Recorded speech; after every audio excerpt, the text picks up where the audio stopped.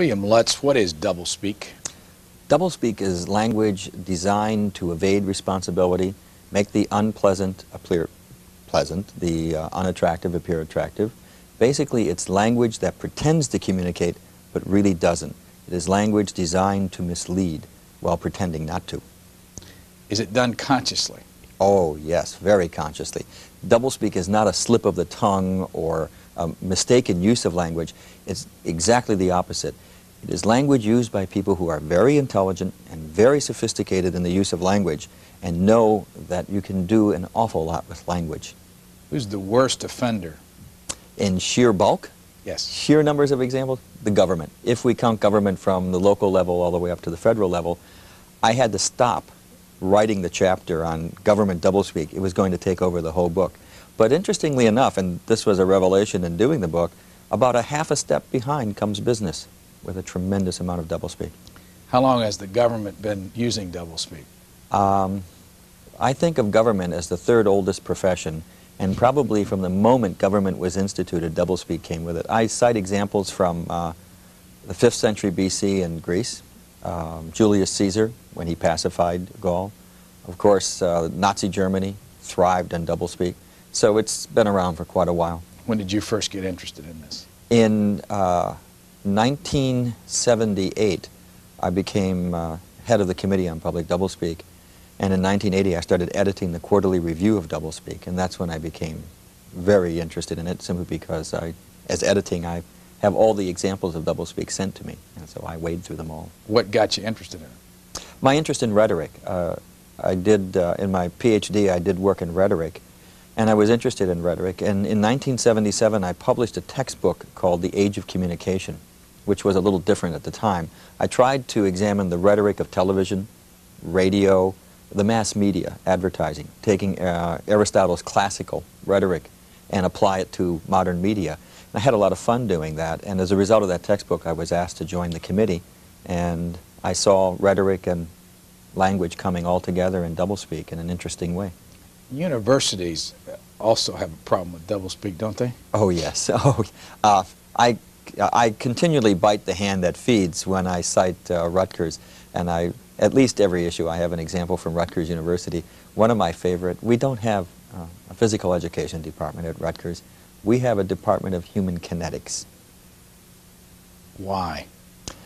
Well, I also point out in my book that people in physical education have come up with all of these different terms because they've gone professional.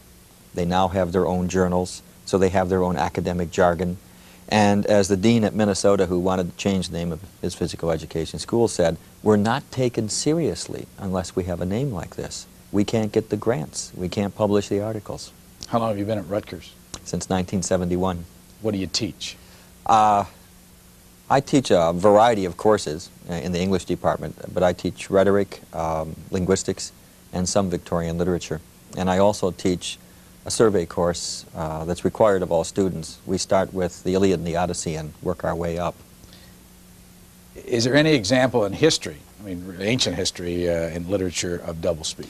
Yes, one I cite just as a passing example is Thucydides in the 5th century BC in the Peloponnesian War. During the war there was a very vicious civil war in Athens at that time. And Thucydides points out that at that time the very language itself became corrupted to their own ends. Acts of cowardice became acts of great bravery. Traitorous deeds towards friends became patriotic acts, and he cites the whole list. And it's interesting that Thucydides cites this corruption of language as the ultimate in horror that occurred during that civil war. Do you ever personally find yourself using doublespeak? Oh yeah. When I was head of the department, I had to engage in doublespeak. You have to write recommendations, you have to write personnel evaluation forms. I had to pitch for more money, and so you use the doublespeak of bureaucracy as anyone else. If I were a bureaucrat who would function within the bureaucracy using straight language, I wouldn't be taken seriously. It's a sort of ritualistic use of language. Are you in this whole world of doublespeak because you want to get rid of it? Oh yes.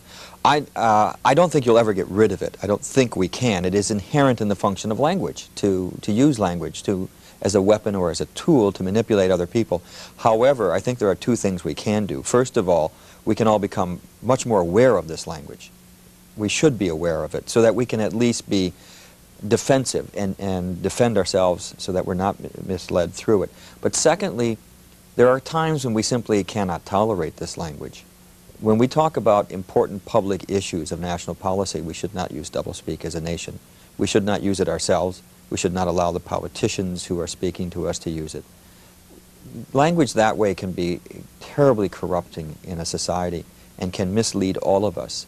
And in a democracy that depends upon the active participation of its citizens, it can lead to cynicism and resentment and a withdrawal from the political process. Does that have anything to do with the reason why only 50% of the American people voted in 1988? I have a hypothesis that I would love to test, and I hope sometime to be able to do that. I would love to be able to track the pervasiveness of doublespeak as it grew, along with the decline in voting. Because the reaction I get to doublespeak from a lot of readers of the Quarterly Review as they write to me is, well, of course I know this language. I see it all over the place. I see it all the time. But, you know, what else can you expect from politicians? They all lie. They all use doublespeak. It is that cynicism which leads to there's nothing I can do about it, so people withdraw and pull back. This book is in the bookstores? Yes, it is. It's $17.95. Yes. How'd you do this book? I did the book, somebody asked me, how long did it take you to write the book? I said it took me 10 years to research it and 6 months to write it. I sat down and tried to make sense out of all the doublespeak that I've been collecting, because there is a tendency to have a perception that it is scattered hither and yon. The function of the book is to gather it and focus it to show you that there is a pattern and a progression to this language. And I structured the book to have a lot of fun in the beginning and the humorous uses of doublespeak, but leading to the more important uses of doublespeak by government, the Pentagon, and the issues of nuclear war and peace, and how doublespeak corrupts that whole process. A couple little things. How did you choose Harper & Row? Actually, there were 2 or 3 publishers, and I chose Harper & Row because of the editor at Harper & Row, Hugh Van Dusen, who is one of the most respected editors in the profession. And it was someone I thought would understand the book and would help me focus it and guide it. And that's why I went with Harper & Row. Did you name it? Well, yes, I did. I had a whole bunch of titles. And I was advised not to call it doublespeak, to come up with some other kind of descriptive title, but I wanted to, because a lot of people aren't sure what they mean by doublespeak. So I put the subhead in there, from revenue enhancement to terminal living. People recognize that immediately. They may not be quite sure what doublespeak is, but boy, they know what revenue enhancement is and terminal living. They've seen enough of that language around. Is it selling? It's in the 4th printing. What's that mean? It means that they sold out the 1st printing, they sold out the 2nd printing, they sold out the 3rd printing, and they're into the 4th, and the bookstores can't keep it on the shelves. A lot of bookstores don't have it because it's back-ordered. They sell them as fast as they can get them in the stores. How big is it printing? Well, the 1st printing was 17,500. The 2nd and 3rd printings were 6,000 copies each. And I think the 3rd printing was bigger, but I'm not sure how much. I haven't found out how much that is. So it's at least another 6,000. Have you had any feedback? The feedback I've gotten from reviewers, which generally like the book. The only thing I've been faulted for is my humor. I guess I'm a little too funny at times for their taste. Otherwise, the response from the press has been interesting. Awful lot of reporters. Associated Press did 2 stories on the book. There were wire press stories in England, and you can't even buy the book in England. And I've done interviews with the BBC, and a friend of mine who lives in Ireland called me up and said it was all in the newspapers there. And he said you can't even buy the book here, and they were all interested in it. So the press, the working press, has been fascinated by the book, and I've gotten a lot more reaction from the press than I have from the traditional book reviewers. Have you been on the book tour? Yes, I've done the book tour. And I'm an academic. This is my 9th book, but it's my first trade book. I was unprepared for the world of trade publishing. My wife is a novelist. She's done 2 novels. She knows the world of trade publishing, and she has cautioned me about it. What's the word trade mean? Trade, as opposed to academic, you go into the bookstore and you can buy the book. Academic publishing is done by university press and is more restricted, and you will find these generally in the bookstore. And it's a much smaller audience and smaller press run. this is mass market. This is writing to the public. And so when I did the book tour, I was introduced into the world of trade publishing. I found it fascinating when I was in Washington, D.C. for my tour. Just ahead of me was Judge Bork, and just behind me was William Colby. We were all making the tour, pushing our books. And you would go from radio station to TV station to press interview, and I found it a fascinating world. I met a lot of other authors. I met Steve Allen and a few other people, but we're all pushing the book. It doesn't make any difference who you are. What surprised you most about the book tour? It is tough. It's physically demanding. It's mentally exhausting. And everyone does it. It doesn't matter. Emma Bombeck, Steve Allen, big names that you would think, name alone would sell the book. They're out there doing exactly the same tour. And I think that that's important, though, because I get a sense of audience when I talk to interviewers, and you talk to a variety of people. You see how your writing is perceived. A writer never really knows what the audience sees in the text. So every time I went in, I would be asked something about the book that I hadn't even thought about, or something that I didn't think was significant or important or particularly interesting. I had just put in there for whatever reason. They thought was the most fascinating thing and zeroed in on it. What's the most often asked question? The chapter on food and food doublespeak. Everyone goes after that one about, is it true that you can put sugar-free on a product and still have sugar in it? It's probably the one question I've been asked most often, because people simply can't believe that happens. How can it happen? Because sugar-free simply means they haven't added table sugar or cane sugar to it. They can add mannose, fructose, any of the syrup sweeteners, and still call it sugar-free. So, you know, when you eat something that's sugar-free, there's sugar in it. Oh, yes, and by the way, I found out in a radio interview when they had people in the audience calling in, a man called in and said, do you mean that there's sugar in there? I said, well, yes, there's sugars in that food. He said, well, I'm a diabetic, and my wife makes sure she buys only the sugar-free. I said, you can't eat those. You have to use only the dietetic, because that's governed by law. Sugar-free isn't. Here's a man who was threatening his health through this kind of false labeling. It was absolutely amazing. But the food chapter has really, I guess we're all interested in food for some reason. I've been asked endless questions on that chapter. Is there a particularly unusual question that you were asked on one of those call-in shows? Usually on the call-in shows, people call in to give me their examples of doublespeak, which is, I always like, because I get to write things down. But the most unusual question I think I was asked was, I'm trying to think of how he put it. He wanted to know how many examples of doublespeak, to that effect, if there was an account. He wanted to know if I'd counted it. And, you know, I'd never even thought of that. And I have no idea of how many examples I have. Because all of the examples that I gather, I have in a computer database, so I can call them up quickly and search very quickly. I have no idea how many I have in there. I do know I have a lot. Any part of the country that was more interested in others? Washington, D.C. Was far more interested in it than many other parts of the country. It was interesting. When Harper & Row went to market the book, there was very little interest in it by West Coast distributors. There was a minimal interest in it. I think they took copies simply because the first print run was so large, they figured you can't really ignore a book like that. But they weren't. In fact, I had phone calls from Los Angeles.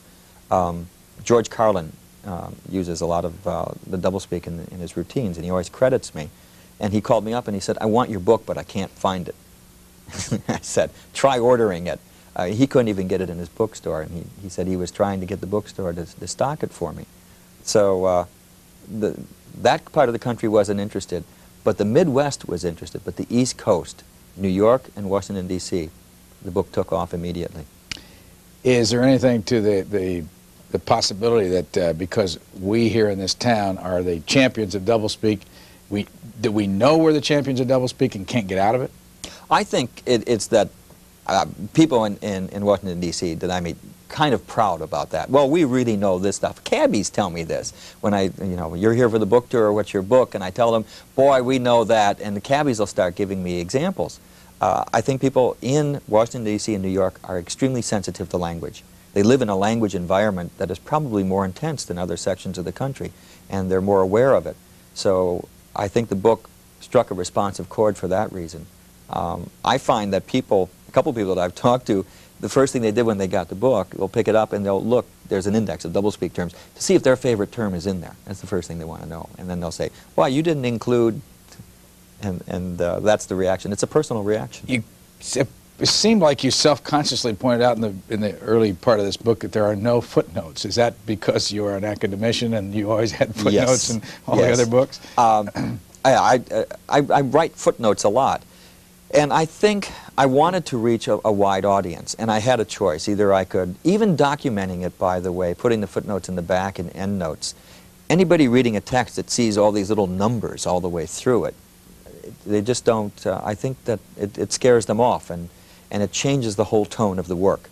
So I wanted to say, all of these examples are real. I can document all of them, but I'm not going to include the documentation here. And in those instances where I've been asked to document them, I've documented them. It's only got 290 pages, small book. I think it's long, actually, for the material. It's pretty dense material. And the challenge in the book was to make it readable. I didn't want it to be just a listing of terms. I wanted to show that there's a coherence to this, first of all, and secondly, that this can be fun and enjoyable to read at the same time that it's educational.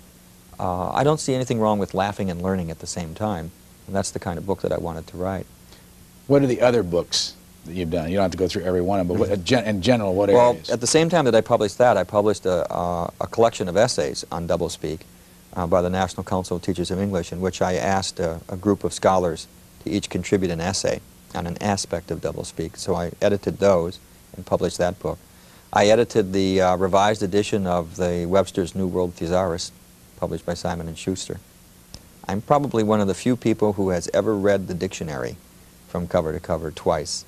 And I edited that thesaurus. And then a variety of textbooks on rhetoric and on writing, and a book on revolution and revolutionary theory. What did you learn when you read that dictionary from cover to cover?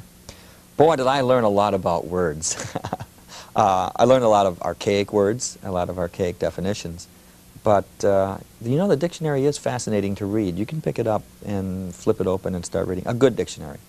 Too many of the desk dictionaries are so edited down that there's no life to the language or life to words. If you get a good desk dictionary that gets into the background to the words and the words in context, words are fascinating and fun, and language comes alive on the page. And in writing the thesaurus, you get into the shades of meaning, the nuances, and the power of words, and the images that they can create in your mind. What are the best dictionaries? Well, there's the unabridged is the dictionary you always want of reference. What does that mean, unabridged? Unabridged means absolutely everything is in there. They have edited out nothing. Every definition, every meaning of the word, every example, which is why the unabridged is about that thick. All the dictionaries that we deal with are abridged, which means that they take out a lot of the specialized words and try to boil it down to a core of words that are everyday usage, and then they'll cut back even the meanings of the words. Even in the thesaurus, a word like fix, a verb fix, can have up to 28 different meanings. But you normally don't list all 28. You'll maybe pick 14 or 12 of common usage. So, what's the difference between a dictionary and a thesaurus? A dictionary gives you the meanings of the words, all the meanings, and a strict definition for each one. A thesaurus gives you synonyms for the word. So if you want to look up the adjective busy, you want synonyms for that word, words that say the same thing, but not quite, shades of meaning. One of the phrases I gave was in conference. I just had an experience a couple weeks ago where somebody saw one of these shows and criticized me for using a word incorrectly. And I think the word was parochial. I was referring to something that was, you know, special for a small group, parochial. And she said, you're just not using it, or the word is provincial. So I trotted off to my dictionary and found out that I was right. And so was she. Yes. So how do you, who writes these things? And I mean, who writes the dictionary in the first place? Lexicographers write it. The World Dictionary is produced in Cleveland. If you go to Cleveland, Ohio, You will find in a building downtown that there's a floor that Simon & Schuster has for their dictionary staff, and there's a group of people who sit around and they read. They read magazines, newspapers, and they look for words and new meanings of words. And these are pulled out and entered into the computer. And that's what you do. And what company is Simon & Schuster? What's the name on that dictionary? Webster's New World Dictionary. Unabridged. They're working on an unabridged. The unabridged, I'm not sure when the next date is coming out. They have a huge collection of new meanings and new words. And whenever they pick those out, they have to take the sentence in which it was used, what's called the citation, so that the meaning is perfectly clear in that sentence for that shade of meaning. One of the things that I did in my book, I learned from them. All of my examples of doublespeak are not only real, but I have the original context in which the phrase occurred, or I won't use it. So I have file drawers filled with clippings and memos and letters that have been sent to me in which the word is used in context so that I can see that the example of doublespeak is real, it's serious, and how it is used. And that's the only way that I'll accept an example. I'll get off this dictionary in a second, but this is interesting. How many people are involved in producing the Webster's Unabridged Dictionary? Oh gosh, there's a lot of people. This is a big undertaking. You'll have, I met the senior editorial staff that I met consisted of 8 people. These are the senior editors. And below them will be all kinds of other editors and citation checkers and any number of people. You're talking a lot of people to do this. I suppose it sells millions of copies, or? Well, it will sell over a period of the life of the book will be 20, 30, 40 years, and then periodically updating it as they go along. But it is labor intensive. Computers have really helped. They used to keep all these citations and index cards, by the way, in boxes. Now, of course, they can keep it in a computer database and pull things together. The Random House Dictionary was the first dictionary produced by computer. When they brought out the Random House Dex Dictionary. That was the first one. Webster's, Random House, other names? Let's see, there's Webster's, there's Random House, American Heritage. Those are probably the 3 best dictionaries. Oh, then there's the Webster 7th Collegiate Dictionary. What's that mean? Just, 7th edition? Just the name, 7th edition. Now they're up to the 9th edition or something. It's Webster's, whatever number they use. What about overseas? Oxford, do they have a dictionary? Well, there's the Oxford English Dictionary, which is the ultimate dictionary in the world. That's just a joy and a delight to read. It traces the entire history of a word, from its first occurrence in English all the way through, giving you the dates, the source, and the citation. You can look up a word and find its entire history. If you go to the OED, as it's called, you can look up the word nun and nunnery, and you will understand why when Hamlet turns to Ophelia and says, "Get thee to a nunnery," she runs off the stage in tears. If you go to the OED and look up the meaning for nunnery at the time of Hamlet when the play was written, you'll find out that it meant brothel.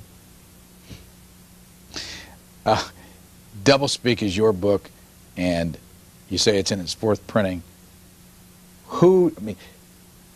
Do you want this to change anything, this specific book, and have you seen any evidence that, besides the journalists and the call-in shows and all that kind of stuff, that somebody's taking this book and using it to change things?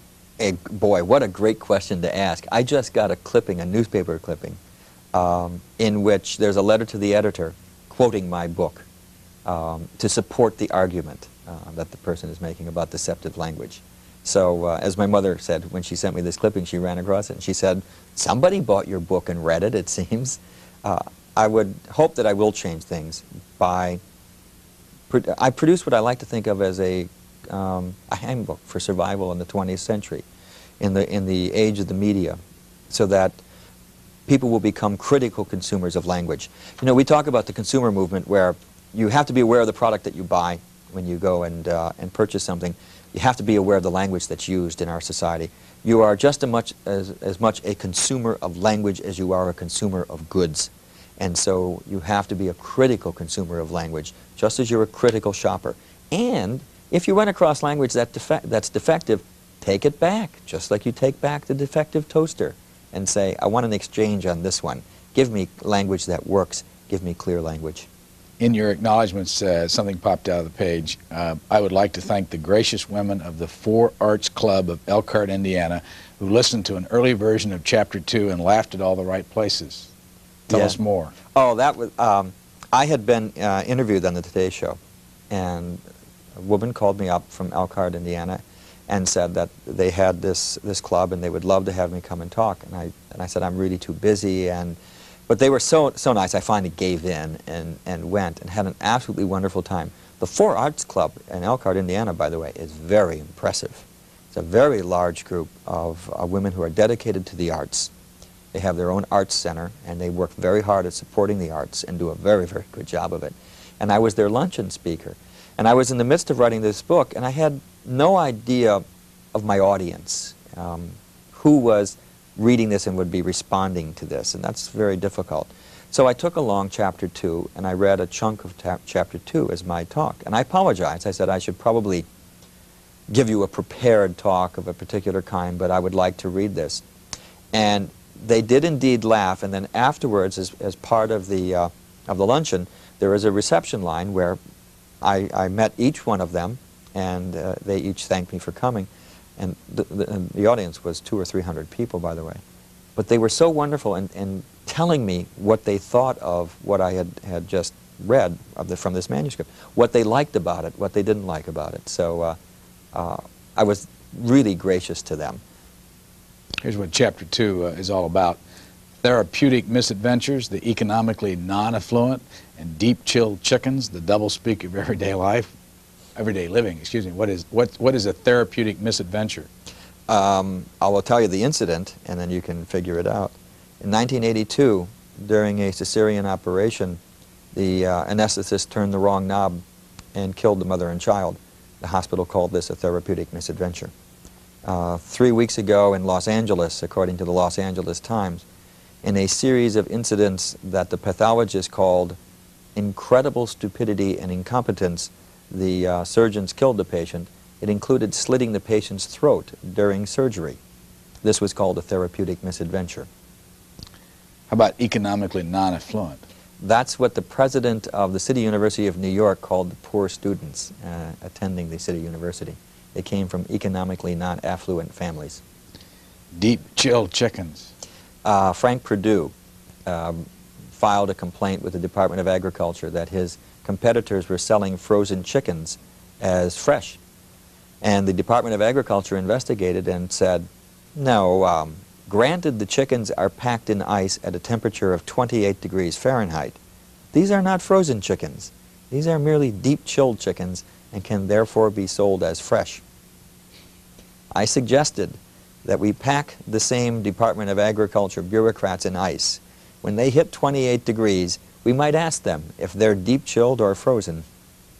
You point out that there may be as many as 1 billion people in the world that speak English. Yes. That's the estimate is 750 to 1 billion who speak English as a first or second language. Why English? It's become, it's simply from both the British Empire, and then we replaced the British as the dominant economic and political force in the world. And it's natural in history that that nation which has the greatest political and economic influence, that language is adopted by all people in the world. Rome had the same function, Latin functioned the same way. And so if you saw the story of English that McNeil did, Robert McNeil did, he has the great episode where he goes to the shipyard in Singapore. And you have a shipbuilding yard in Singapore where the people ordering the ships are from Japan, they're Japanese. The workers are Singapore natives. The financing is coming from Hong Kong, and somebody else is from the United States has an interest in it. They all speak English, everyone.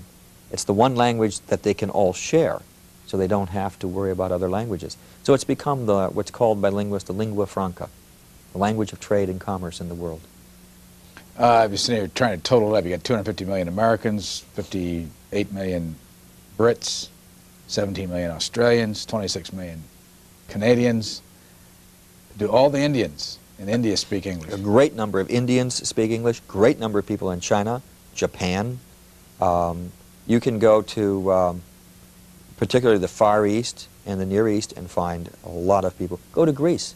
One of the television channels in Greece is all English. It's broadcast in English.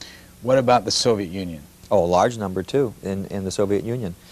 When I taught in China for a while, and my students were all, they not only spoke English, they were learning to write proficiently in English, that they would have a mastery of the written language, which is extremely difficult when you learn a foreign language.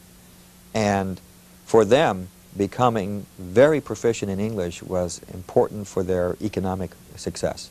One of my students had as his goal to be a high-level government translator, for example. At the very least, they could be tourist guides and have other functions. But being proficient, and English wasn't their only language, by the way. They had to know at least two. Most of my students were proficient in English and Russian. But for them, English was extremely important. And many of them wanted to be able to study in England or America or a similar country. And proficiency in English would allow them to do that. Did you ever study another language? Oh, yes. My minors as an undergraduate were Latin and Greek. And then I also learned some German as a reading language for my doctorate. Is English easy or difficult? As a linguist, no language is any easier or more difficult than any other language, a linguist will tell you. As a practical matter, in pronunciation, after you reach a certain age of maturity, you will never be able to speak a language like a native speaker, because your physical properties of producing speech will evolve in such a way that you can't produce certain sounds as accurately as a native speaker. It's simply a physiological fact of life. But you can still learn that language. What you really learn when you learn a language, and this is why you should learn a foreign language, you learn a whole different way of looking at the world. It's tied in with doublespeak. Language is a way of perceiving reality. It's the only way we have of looking out there, seeing something, and turning to another person and saying, this is what I see. Now, we can both look out there, and you can say, I see a pre-dawn vertical insertion, and I can say, gee, I see an invasion. But it's through language that we talk about this reality, and we give some kind of means of expressing that reality. When you learn a foreign language, you will learn a slightly different way of looking at the world and interpreting that world. Chinese is fascinating because Chinese is so different from English. The Chinese don't have pronouns. They don't have gender in their pronouns. It is impossible in Chinese to say, well, my son, he is going. They just don't have that. They don't have is going, what we call the present progressive tense. It does not exist in Chinese. The verb tense becomes different. Number becomes different. English is, we have singular and plural, and we never even think of that. Plural is defined as two or more. In many languages, plural is three or more. There's single, dual, meaning just two, and then plural, which is three or more. It's a different way of seeing things and dealing with things, which is why it's always interesting to learn another language. Although I do think at times that doublespeak is in a different language, but probably doesn't qualify as a foreign language. At the beginning, again at the preface, you quote George Orwell. And the reason I mention this is because in Appendix C, you give the list of recipients of the George Orwell Award for distinguished contributions to honesty and clarity in public language. Talk about that in a second. George Orwell, From Politics and English Language, 1946. Most people who bother with the matter at all would admit that the English language is in a bad way. Orwell's throughout this entire book. Why did you pick him?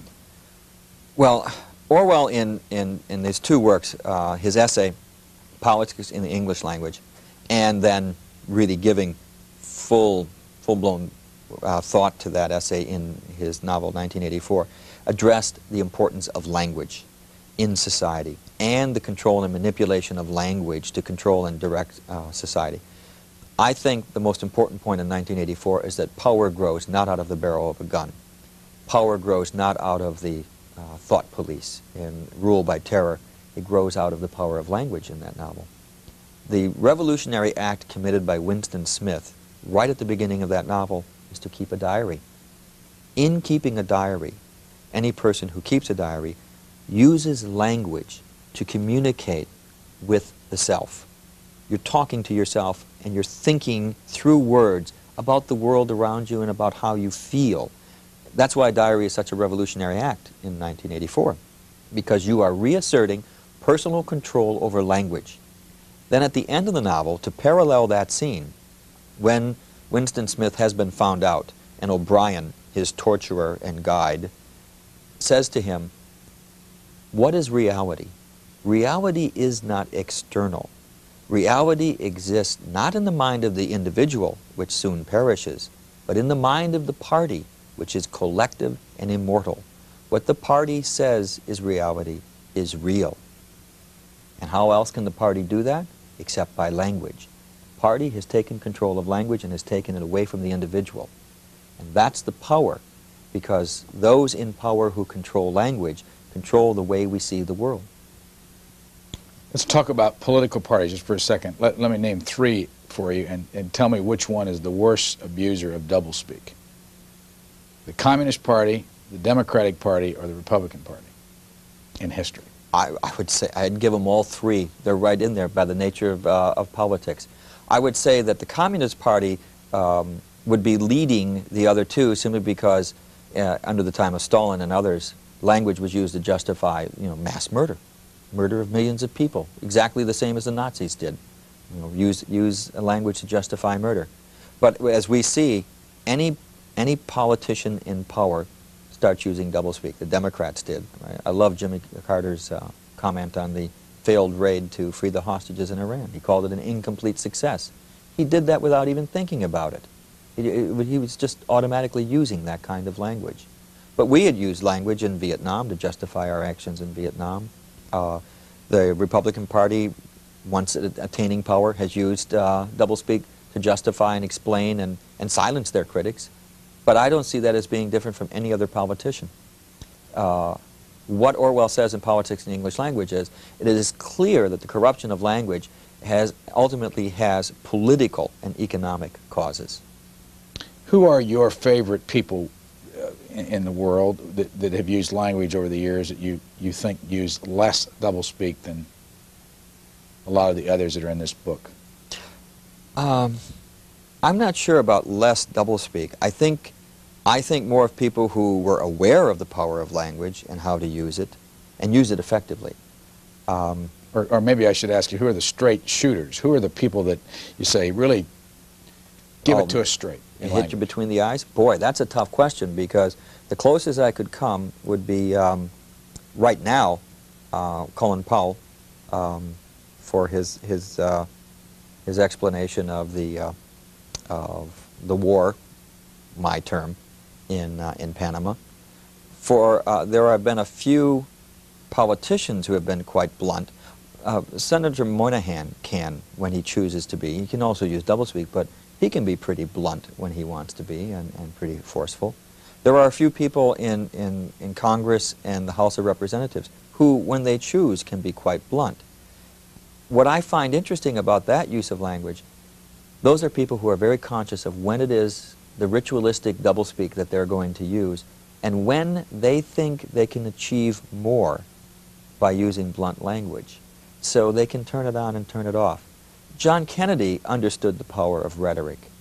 This isn't to say he didn't use doublespeak, which he did, but he understood that language had the power to move us and to inspire us and to set a public agenda and define ourselves as a nation. And we haven't seen such language in quite a while. Harry Truman was probably the bluntest speaker we ever had as a president, for not caring about the consequences. He would just say. And I think we have looked back on him now and said, boy, he really was pretty straightforward. I have a rule about presidents and presidential speeches. I do not watch them when they are given. I read the text of the speech first. Then I watch the speech, so that I am not influenced by all of the visual trappings that go with the speech. And if you look at the words in the page, you'll get a quite different message, quite often, than the message you'll get from the visual image. I did that with Oliver North's testimony, which comes across quite different on the printed page. Harry Truman's comments now seem blunter than ever when read on the printed page. Richard Nixon doesn't seem quite as flat on the printed page as he was in life, because I think his persona overshadowed his words. And at times, his language isn't as duplicitous as some people thought it was in some instances, although he was capable, as we saw during Watergate, of using a lot of doublespeak. So there's always a mixture of language, because anyone who reaches any position of power must either instinctively or knowingly know how to use doublespeak and know how to use it at a certain time and when to turn it on and off, and to what degree. You can simply track that in anyone in the rise to power. I'm trying to think of the great Spencer Tracy movie. It's a classic film where he's running for president. He's the ordinary man who gets caught up in the presidential race, and he becomes a national hero. And one of the things they do in the movie is show that as he moves closer to getting the nomination, he starts using more and more of what we would call doublespeak, until finally there comes a scene at the end of the movie when he gets so disgusted with what he has become that he quits the race, and will not, even though he has by this point become a shoo-in for the nomination, if not the election, he just quits it. But the movie has traced the compromises that he makes through language in order to achieve it. And I think that the American public believes that in order to get that far, you have to sell off so much that there's not much left at the other end, and that it's reflected in the language that you use. When you write, where do you write? I have, fortunate to have my own little study. I have one. I'm on one side of the hall. My wife is on the other side doing her next novel. And I have a computer and sit and write, trying to do as much as I can. I have a rule about writing, which I discovered when I wrote my dissertation, that you never write a book. You write 3 pages, or you write 5 pages. Otherwise, I put off writing my dissertation for a year because I couldn't think of writing this whole thing. And then I discovered that you don't write a book, you write 3 pages. And I had put off doing this book for quite a while, and my wife said, "You've got to do the book." And I said, "Yes, I'm going to." Just as soon as and of course I did every other thing I could possibly think of before that. And then I realized one day that she was right, I had to start writing, but I was thinking of writing a book. Every time I start a book, I go through this. So one day, I sit down and I say, I'm going to write 5 pages. That's all. And when I'm done with 5 pages, I'll reward myself. And so I do the 5 pages, or the next time I'll do 10 pages, or whatever number of pages, but I set a number of pages. And after a period of time, you have a manuscript. Do you write a lot at one time? It depends. When I was writing that book, I came downstairs and said, gee, I just did 28 pages, which is a phenomenal amount of writing. But I hit a section where it just really flowed. And I always begin a writing session by sitting down and rewriting what I wrote the previous day. And that's the first thing. And it does 2 things. First of all, it makes your writing a little bit better, because rewriting is the essential part of writing. And the second thing is get you flowing again, get you back into the mainstream. Truman Capote once gave the best piece of advice for writers ever given. He said, never pump the well dry. Always leave a bucket there. So I would never stop writing when I ran out of ideas. I always stopped when I had something more to write about, and I would write a note to myself, this is what I'm going to do next, and then I stopped. The worst feeling in the world is to have written yourself dry and then have to come back the next day knowing that you're dry and not knowing where you're going to pick up at this point. Do you write at home? Yes. All the time? Yes. And where is home? It's in a little town called Haddon Township, New Jersey, which is right outside of Philadelphia. Is there a certain environment, late evening, early morning, dark room, all those things that make it easier for you? There is an environment, that's true. I once wrote an essay on this, by the way. I was asked to contribute to a book called How I Write, and they asked a group of writers to describe it. And in writing about how I write, first time I ever thought about it, I realized that there is a ritual that I engage in writing, and I think every writer does. You have to have a certain environment. I like my office, and it has to be clean. When it gets too messy, I can't write, so I'll spend a day cleaning it up. And then, generally, I have to start either in the morning or in the late evening, one or the other. The middle of the day seems to be a bad time for me. I'll waste a lot of time in the middle of the day. But I can write late at night, or I can write early in the morning, get up and get started. My wife writes very late at night. I mean, she's the person who says, it's 2 o'clock, it's time to start writing. And she can write from 2 a.m. to 5 a.m. It's absolutely amazing. How did you two get together? When she published, she had been a graduate student in the English department when I was chairman. And after she published her first novel, she'd given me a copy, and you know, was a former graduate who had gone on to success, and I'm quite proud. And so I asked her out to dinner, and a few years later, we were married. And is it two writers together? Does it work? she says it doesn't. And she said, why did I ever marry a writer? I know I should have never married a writer, because she's a novelist and she creates, you know, and the creative process for writing a novel is quite different from writing nonfiction. I've learned an awful lot about writing, and I've learned an awful lot about literature from her, from watching her write and watching the creative process at work. And when she goes to writing conferences, and sometimes I go with her, and there are other writers, novelists there talking, and they all talk the same way.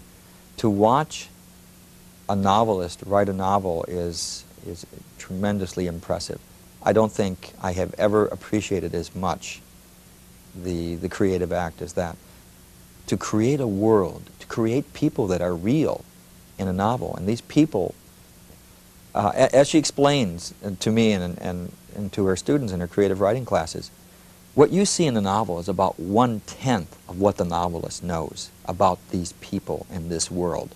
She could tell you absolutely everything there is to know about these characters, where they went to school, what their favorite foods are. That may never be in the novel, but she has to know these people that well in order to write about them in a novel, and a novelist knows that.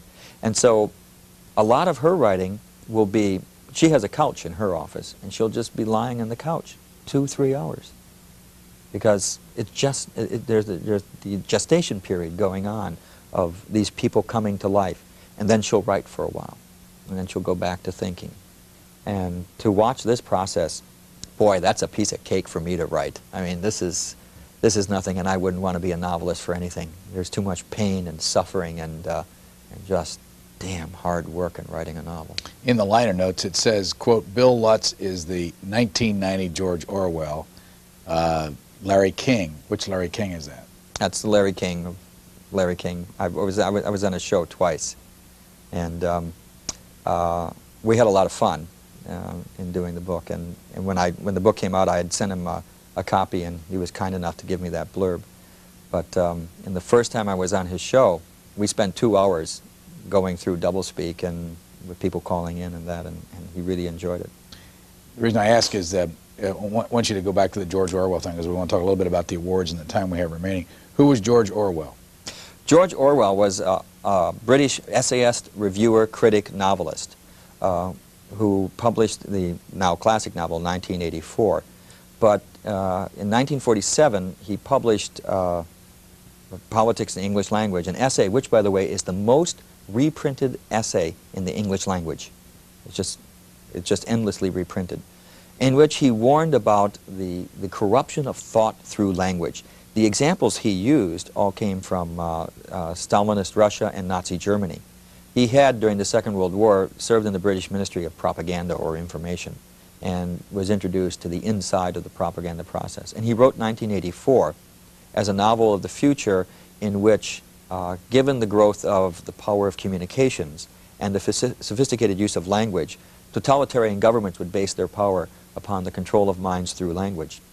And he really believed that. When did he die? He died in 1948 of lung disease. You think he would have, if he'd lived, he'd have been surprised about two things. One, the popularity of 1984 as a novel, and two, what actually happened in those totalitarian governments in 1989. By both of those. First of all, there's a whole discussion over why this novel became so popular. It was originally titled, by the way, The Last Man in Europe, and it got the title 1984 by flipping the last 2 digits of 48. Oh, by the way, he died in 49, because he died right after the novel came out. The novel did only modestly well. After he died, however, it got tremendously popular. He also published Animal Farm, that classic, which was soundly denounced by the Communist Party and also got him a lot of press. But it wasn't until after his death that the novel became as popular as it was. In 1984, that novel sold 50,000 copies a week in the United States. In 1984? In 1984, in the year of 1984. Did the fact the novel existed or exists have any impact on making sure that it really didn't happen? Well, during 1984, there were, of course, a flurry of conferences and discussions about, has the world of 1984 come to pass? And, of course, there were people who said, no, look, we haven't. And on the other hand, people said, oh, yes, it has. That's a judgment call. I think that in some ways it's far worse than the world that Orwell envisioned. On the other hand, it's not as bad as he envisioned. The events in Eastern Europe show us that it is becoming almost impossible to control the information environment as tightly as Orwell envisioned it. The only country I can think of that can do that now is North Korea. They're the only one that is they're hermetically sealed from the rest of the world. Romania is trying to be hermetically sealed, and I don't know how successful they will be. But as the Chinese government found out, the existence of telephones and fax machines and personal computers simply makes it impossible to control language and therefore ideas in the way that Orwell saw it in 1984. But I think that what governments have done is they've just gone a step beyond that. They will let the information flow. They will just try and control the way that the content of that flow of information. Now, the George Orwell Award for Distinguished Contribution to Honesty and Clarity in Public Language, Donald Bartlett and James Steele, reporters for the Philadelphia Inquirer in '88. Yes. Oh, in '88 it was Edward Herman, professor of finance at the, that was '88. That was '89. They did a series of articles in the Philadelphia Inquirer on the tax reform bill showing that through false, deceptive language that was inserted into the bill, billions of dollars in special tax breaks were given away to individuals and companies and corporations. And it was all done through deceptive language that no one knew understood the language. It was written in such a way that it applied only to one individual. Great example. One business was defined as a family farm in that bill, thereby giving them the special tax breaks for farmers. That business employs 25,000 people and has a gross income of over $1.5 billion a year. The tax bill called them a family farm. '87 was Noam Chomsky for On Power and Ideology. '86 was Neil Postman, Amusing Ourselves to Death. '85 was Torben Verdergaard and Kim Schroeder. Yeah, they're two Danish professors. And one more, '84, was Ted Koppel, moderator of ABC's television program Nightline. Yeah. In general, who gives the George Orwell Award, and what's usually the reason? Well, the Committee on Public Doublespeak of the National Council of Teachers of English. We take nominations from anybody who wants to give us nominations. We vote. We have 35 members on the committee. They're all teachers of English. We have one statistician and one philosopher on the committee, and we vote. What we look for is someone who has contributed to clarity in language and public discourse. Nightline, I think, is a good example. Ted Koppel, I think, is famous for saying, wait a minute here, can we back up and explain that one for a minute? I mean, he's very good at doing that, and we think that that contributes to clarity in discourse. We gave it to Bartlett and Steele because of revealing that intricacies of that tax law were needlessly done, and that the language was deliberately opaque to give special tax breaks to a lot of people and corporations. That's tens of billions of dollars worth. We think that that's important, that people know about that this language is being used to take money out of their pockets because somebody's going to have to make up for that missing tax revenue. So we're looking for people who contribute to honesty in language, clarity in language that way. Okay, the recipients of the Doublespeak Award. Same group give out? Yes, the same group. We vote each year, and from the nominations that we receive, and we try to give the award as a symbolic award to an American public figure who has used doublespeak that has consequences of some kind on public policy or a public issue. In 1989, we gave it to Exxon Corporation for calling the 35 miles of shoreline in Alaska environmentally clean. When reporters pointed out that there was still oil all over the place, an Exxon spokesman said, well, clean doesn't mean that every oil stain is off every rock. It means the natural inhabitants can live there. Let me go quickly through the list through the '80s. 80 was Ronald Reagan. 81 was Alexander Haig.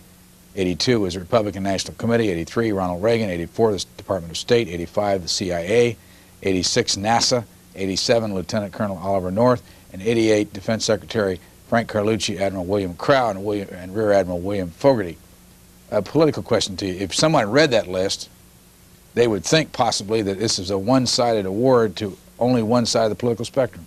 Well, for this reason, the Republican Party has been in power for 8 years. And so, you know, when Jimmy Carter was in, he got it. So, you know, these are the people who have the power to affect public policy through their language. As I point out, Democrats don't get quoted too much these days. They're not in power. If they get in power, they'll be right in there in the list with everybody else. I don't see it. I mean, we cited Dukakis during his campaign for his doublespeak, which he used. And if he had been elected president, he'd be in the running along with everyone else. Either Republican or Democratic Party better than the other when it comes to doublespeak? No, they both use it. It seems to go with the territory. Our point is that, as Orwell said, it's political language, and political language tends to, in the 20th century, to be this kind of misleading and deceptive language. Whether it's Johnson, by the way, the legacy from the Johnson administration was the language of Vietnam and the language of the poverty program, which stopped calling people poor and started calling them disadvantaged, and stopped talking about slums and ghettos, but the inner city. I mean, that's a heritage of doublespeak from the Johnson administration. Let me go back to when we started this conversation. I asked you, I think in the beginning, is this done on purpose and with calculation? And you said yes. Yes. In fact, I cite a couple incidents in the book where I can document it was done. One is revenue enhancement. They had a meeting in the Office of Management and Budget. They said, we need a phrase to replace tax increase. They came up with revenue enhancement.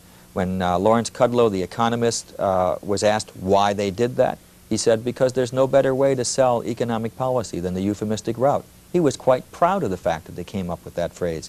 And Peacekeeper, as the name for the MX missile, again, Robert McFarland chaired the committee meeting in which he facetiously suggested that they couldn't name it Widowmaker, could they? So instead they came up with Peacemaker. But later, President Reagan misread his cue cards and said Peacekeeper. And since it was a televised speech, it became the Peacekeeper. And it was a name that was deliberately designed to make a nuclear missile sound nice. Does it work? Yes. Oh, of course it works. I mean, most people don't hear it. They will hear some of it, but not all of it. One of my favorite examples from this past year is the Resource Development Park that they were going to establish in Kansas City, until the good folks in the neighborhood where they were going to put the park asked, what is a Resource Development Park? Do you know what a Resource Development Park is? In Kansas City, it's a dump. They were going to put a dump in their neighborhood until somebody asked what it meant. They deliberately invented that phrase to try and slip a dump into the neighborhood without anyone noticing it until it was too late. We just have a short time left, and there are a number of things that our audience may be interested in. I've got here in my hand the Quarterly Review of Doublespeak. Is there an organization that you can join if you want to get into this deeper? You don't have to join. You can just subscribe to that. In fact, most of the subscribers are civilian public and not even English teachers. It's $8 a year. It's subsidized by the National Council of Teachers of English. So that's why the cost is so low. Where do you get it? You can simply write to the Quarterly Review of Doublespeak